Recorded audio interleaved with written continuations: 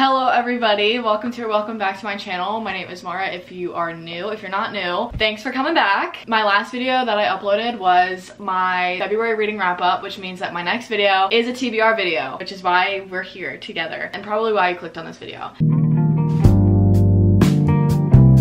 If you watched my last TBR video, I did the TBR jar chooses, and guess what? I have that same jar here. I have leftover prompts that I never used from the first one, and they've all just been sitting in here, so I actually don't remember what any of these are. I figured that I would just use the rest of the prompts instead of like trying to make more. I would just use the rest that's in here because I don't remember what they are, and that's gonna be how I choose. Here's the thing, last month I was like, okay, I can just pick whatever because I don't really have anything planned. In the next month I have like quite a few reading vlogs filmed and like planned to be filmed. So I have no idea if I can get to all of these, but we're gonna try. I'm gonna be on spring break next week, but I'm gonna be on vacation somewhere. I plan to come back with a lot of books, so maybe I'll try to read on my Kindle. We'll see. I'm gonna dive right in. Here's that same jar from last time, the same prompts that I wrote. I wrote these prompts when I wrote my last ones, but I never picked these ones out. These were the ones that were left over. I think there's like 5 in here maybe. We're gonna see. I don't really need to shake these because I don't remember what any of these are. So I'm just gonna pick out all the rest of these because if I pick a certain number, there's gonna be like 1 or 2 left. Here's the first one, and it says,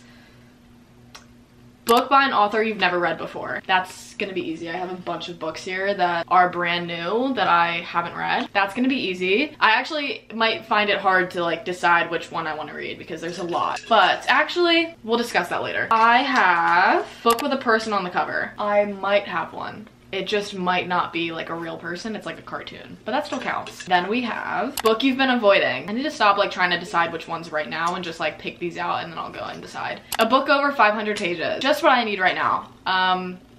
Perfect. Book over 500 pages. Then we have a book from a free library. Perfect. I do have one, but that might interfere with book with someone on the cover. Actually, no, it doesn't. We're good. All right, here are my 5. Time to go pick out some books and see what I can do. I'm gonna try to not pick the same books that I'm picking for reading vlogs, unless I have no other option. We're gonna see what I can do here, but I'm a little scared. I'm gonna start with book by an author you've never read before, because I have plenty and that's an easy pick. Okay, I know what I'm gonna pick. First one, I was looking right at it. It was sitting on like just a random physical TBR pile that I had in my room, and that is Girl Serpent Thorn. It's by Melissa, I don't know how to say that actually, never mind. This is supposedly some sort of like, I think like a Sleeping Beauty retelling. It says on the back, a princess cursed to be poisonous to the touch. It's giving Frozen vibes, but I think it's supposed to be a little bit of a retelling of Sleeping Beauty. Where did I hear that? Well, there's a quote about Sleeping Beauty in the front, so maybe that's what it is. I was gonna start reading this and I put a bookmark in, but I never like actually started. This one for sure. Plus she's a little shorter. With all the other books and book videos I'm doing, we can handle this. Book with a person on the cover. Where is this one book that I know I'm gonna read?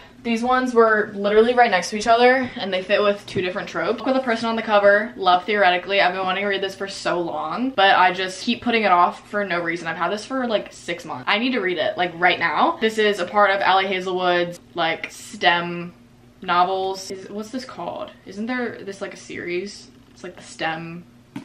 I'm gonna call them the STEM sisters. No, I'm not. This is following Elsie and Jack, and they're rival physicists. I'm not like a science girly, but I read the first one, which was The Love Hypothesis, and I didn't read Love on the Brain. I think this is the 3rd one. People have said that this is their favorite out of all of them, so taking their word for it, and I decided to get it. But that's our book with a person on the cover, and then this was sitting right underneath of it, and it fits book from a free library, and that is The Bookish Life of Nina Hill. This I got at a free library, duh. That's the whole reason why I picked it for this one. Stupid. It's basically about this girl who, she's a very like bookworm girl, like the classic bookworm. She has a cat, she's on the trivia team, and then she works at a bookstore. Like she is a book girly. She grew up being an only child, and then her dad that she doesn't know existed died. And suddenly like her dad's side of the family just like all lives around her, and she's like, oh my god, I've never met these people before, and now I'm going from having like 0 people in my life to like all these people that I suddenly need to meet. She's super introverted, so she's like, I don't really want to be involved in all of this, but it's her family to an extent, so she's like, I kind of have to.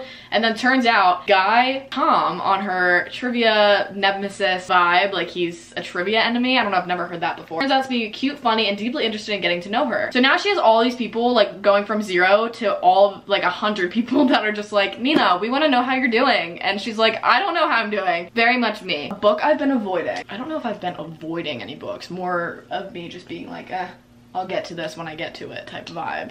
Are there any on the floor over there? What books have I had like the longest? I don't want to read a series because I'm already doing a bunch of that. I don't really know if I have any that I've been avoiding. There are so many, you can't see right now, but I have so many books sitting on my bed because I just filmed my wrap up. I have a lot sitting on my bed right now and it's stressing me out. What's a book I've been avoiding? You know what?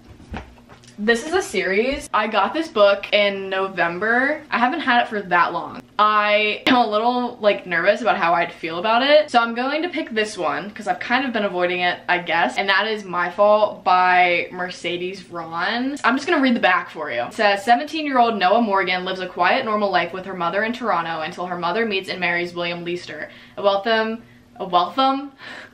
wealthy lawyer from California. Noah finds herself moving to LA, leaving her volleyball team, her best friend, and her boyfriend behind. Poor soul. It gets better. Upon arriving in her new life of private schools and pool parties, she meets her new brother, Nicholas, a college student and seemingly the typical spoiled rich kid. Noah has no desire to get along with him, blah, blah, blah, blah. Not to mention Noah has her own demons, blah, blah, blah, blah, blah. But what the two don't account for is the powerful physical attraction between them, enough to turn their world upside down. Her and her new stepbrother. That is why I've been putting this book off, because I didn't know that that was the dynamic between these characters, and now I have to read it. So that's gonna be fun. Lastly, I have a book over 500 pages. I really don't want to read a series because I don't want to like start a series and not be able to finish it. But I don't have any standalones that are over 500.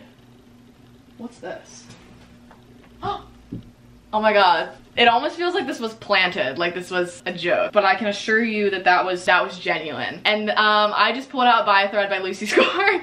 It was just sitting right next to me and all I saw, it was facing me like this and I was like, this looks like a big book. Here she is. And what makes this even better is I have this book on my Kindle, so I can read this while I'm on spring break. It was meant to be, like this was supposed to happen. Wait, I kind of love this already. I think this is most people's favorite Lucy Score book, if I'm not mistaken. It's following Dominic and Allie, and it says Dominic was staring at me like he couldn't decide whether he loathed me or wanted to French kiss me. I kind of hate that wording, but it's okay. Dominic, I got her fired, so I'd had a bad day, took it out on a bystander, there's nothing, blah, blah, blah, blah. I think this is enemies to lovers. I can't fire her because my mother, the CEO, hired her. Yeah, I honestly don't know too much about this, and I kind of want to go into it blind because I know a lot of people really like it, so I don't want to like put in bad false expectations for myself because I want to just be able to enjoy it. It says a grumpy boss romantic comedy, if you say so. Here are the books I'm reading in the month of March. I have book by an author you've never read before, that is Girl Serpent Thorn, and then book with a person on the cover is going to be Love Theoretically. Book from a free library is The Bookish Life of Nina Hill. Book you've been avoiding is My Fault by Mercedes Ron, and then finally a book over 500 pages, Buy a Thread by Lucy Score. And none of these are books that I plan on filming videos for, so that was my goal, was to like pick out different books so I'm reading more, but not reading books that I feel like could put me in slumps, hoping that none of these do. I have a lot of videos planned and I don't want to read books that are gonna put me in slumps and then I can't read. But oh my god, so the book that I got from the free library, She's Been Loved, okay? Here's the bottom.